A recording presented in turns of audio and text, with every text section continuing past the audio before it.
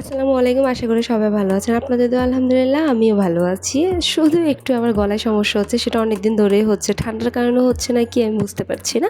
তো যাই হোক, ব্যালকনিতে অনেকক্ষণ বসে থাকার পর দেখছি যে প্রচুর বৃষ্টি হচ্ছে। বৃষ্টি উপভোগ করতে কেন জানি না অনেক বেশি ভালো লাগে, তাই না?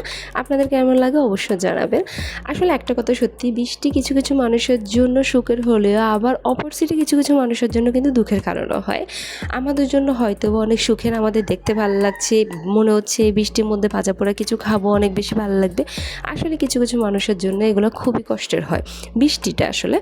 তো এরপর আমার মনে হচ্ছে যে এই বৃষ্টির মধ্যে আমরা কিছু একটা খাবো। তো আমি ফ্রিজে গিয়ে দেখি পরোটাও আছে, আবার সিঙ্গারাও আছে।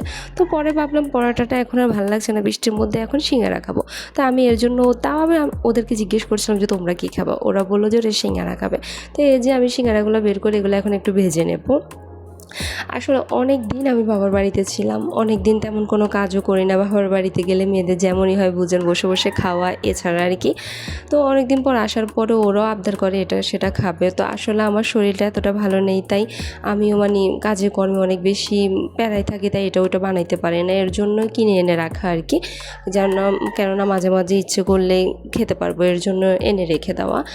সময়ের জন্য বা শরীর খারাপের জন্য বা একটু আইসামের জন্য বানাইতে পারি না এসব জিনিসগুলা।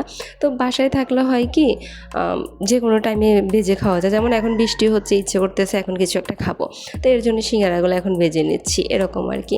তো এর মধ্যে আমি সিঙ্গারাও ভেজে নিচ্ছি, আবার চাও বসেছিলাম, আমার চাগুলোও হয়ে যাচ্ছে। আসলে আমরা চা লাভার, আমাদের সব কিছুর সাথে চা লাগবেই, চা আমাদের খেতেই হবে এরকম আর কি। তো এর মধ্যে আমার চাগুলো হয়ে গেছে, আমি চাগুলোও বানাই নিলাম। আসলে হয় কি, পরিবারের মানুষগুলাকে কিছু করে খাওয়ানো, নিজের হাতে বানাই খাওয়ানোটা আরও বেশি ভালো লাগে। যেটা আমি নিজের হাতে করে বানাই খাওয়াইছি, ওরা খেয়ে আমাকে একটা রিভিউ দিবে, এটা আমার কাছে অনেক বেশি ভালো লাগবে।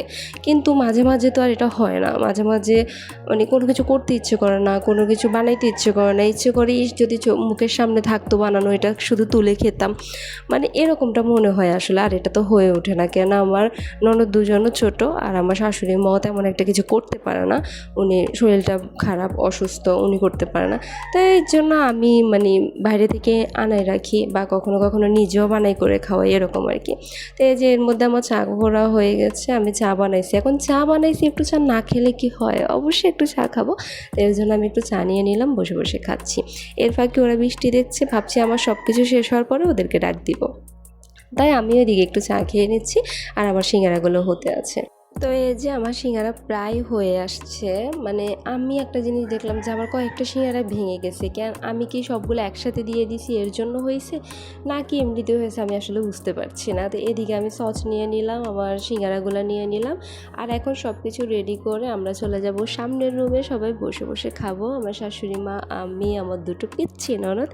তো ভিডিওটা এ পর্যন্তই ছিল। সবাই ভালো থাকবেন, আল্লাহ হাফেজ।